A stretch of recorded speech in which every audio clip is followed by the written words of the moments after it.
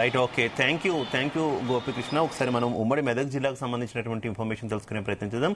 ఉమ్మడి మెదక్ జిల్లాలో మున్సిపల్ పోరుకు సంబంధించి ఏ రకమైనటువంటి ఏర్పాట్లు జరిగాయి, రాజకీయ పార్టీల వ్యూహాలు ఏ రకంగా ఉన్నాయి, తదితర అంశాలకు సంబంధించి మరింత సమాచారం మనకు అందించడానికి మా కరెస్పాండెంట్ నగేష్ సిద్ధంగా ఉన్నారు.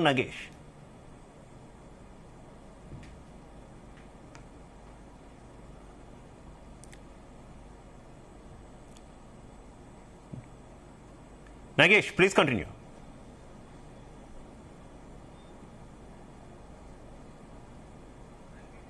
నగేష్, మీరు మ్యూట్లో ఉన్నారు, దయచేసి అన్మ్యూట్ చేయండి ప్లీజ్.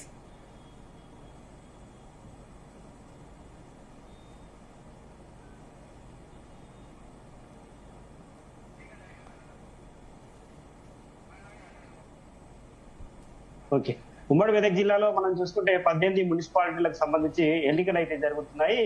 ఈ ఎన్నికలకు ఏర్పాట్లు అయితే పూర్తయ్యాయి. అయితే మనకు ఈ పటాన్చేరు సెగ్మెంట్ లో గతంలో ఉన్న మున్సిపాలిటీలన్నీ జిహెచ్ఎంసీ లో విలీనమయ్యాయి. తర్వాత కొత్తగా 5 మున్సిపాలిటీలు ఏర్పడ్డాయి.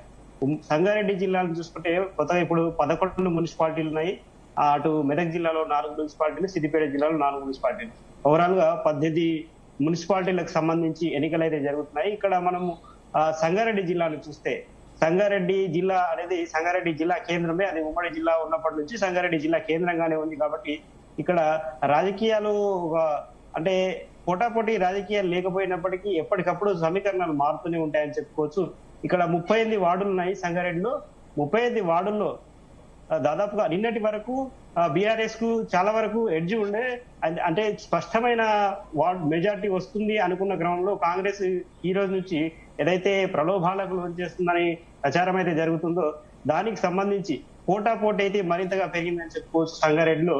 దీంతో ఇక్కడ ఉన్న 38 వార్డుల్లో ఒక 5 నుంచి 6 స్వతంత్రులు, బీజేపీ, ఎంఐఎం గెలుచుకుంటే మిగతా 16 సీట్లు ఇద్దరి మధ్య అయితే పోటీగా ఉంది. అటు బీఆర్ఎస్, ఇటు కాంగ్రెస్, 2 పార్టీల మధ్య అయితే ప్రధానంగా పోటీ ఇక్కడ ఎక్కువగా ఉందని చెప్పుకోవచ్చు. ఈ రోజైతే ఈ 2 పార్టీల అటు ఒకవైపు జగ్గారెడ్డి పర్యటనలు చేస్తూ డబ్బుల పంపిణీ మనం ఈ రోజు చూసాం. సదాశివపేటలో ఒక కేసు కూడా నమోదైంది, గతంలో కూడా ఒక కేసు నమోదైంది. అయినప్పటికీ జగ్గారెడ్డి ఏదైనా వార్తల్లో ఉండే వ్యక్తిగా ప్రయత్నం అయితే చేస్తూ ఉంటారు. కాబట్టి ఇది మనం ఈ రోజు జరిగిన ఇన్సిడెంట్ తో కొంత ప్రజల్లో ఒక విధమైన చర్చ అయితే కొనసాగుతుంది. బీఆర్ఎస్ కూడా దాని తగ్గట్టుగానే వాళ్ళ ట్రెండ్ అయితే మార్చారు. నెక్ టు నెక్ ఎక్కడైతే పోటీ ఉందో అక్కడ మాత్రం సమీకరణాలు ఏదైతే మారితే దాని తగ్గట్టుగా కొంత ఆ 2 పార్టీలు కూడా ప్రలోభాలకు ప్రజల్ని తమ వైపు ఆకర్షించే ప్రయత్నం చేస్తున్నాయి. సదాశివపేటకు వస్తే, ఇది కూడా సంగారెడ్డి నియోజకవర్గం సెగ్మెంటే. సదాశివపేటలో కూడా మనము ఇక్కడ దాదాపుగా బీఆర్ఎస్ కే ఎడ్జ్ ఉందని చెప్పుకోవచ్చు. ఎందుకంటే అక్కడ చింతా ప్రభాకర్, ప్రస్తుత సంగారెడ్డి ఎమ్మెల్యే చింతా ప్రభాకర్ టీఆర్ఎస్ పార్టీకి చెందిన వ్యక్తి. ఆయనకు సొంత ప్రాంతం అది. కాబట్టి ఆ ప్రాంతంలో మెజార్టీ బీఆర్ఎస్ కే ఉందని స్పష్టంగా చెప్పే అవకాశం ఉంది. ఇక మనము జహీరాబాద్ వెళ్తే, జహీరాబాద్ అనేది అక్కడ కాంగ్రెస్ కు సంబంధించి ఉన్న వర్గపోరే ఇటు బీఆర్ఎస్ కు ప్లస్ అయిందని చెప్పుకోవచ్చు. ఎందుకంటే మనం జహీరాబాద్ చూసుకుంటే అక్కడ పరిస్థితి 2 పార్టీల మధ్య పోటీ తీవ్రంగా ఉన్నప్పటికీ ఈ ఎడ్జ్ అయితే ఎక్కువగా బీఆర్ఎస్ కు కనిపిస్తుంది. ఎందుకంటే ఆయా గతంలో అక్కడ ఎన్నికలు జరగలేదు. ఒకటి గత మున్సిపల్ ఎన్నికల సందర్భంలో అక్కడ విలీన గ్రామాలకు సంబంధించి కోర్టులో కొన్ని కేసులు ఉన్నాయి.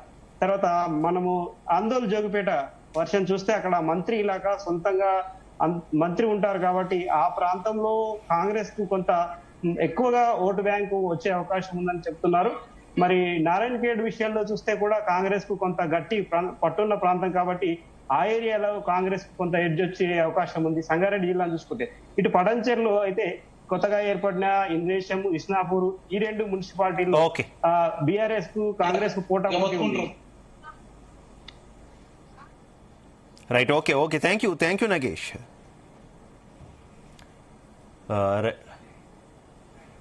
రైట్, ఇక మరింత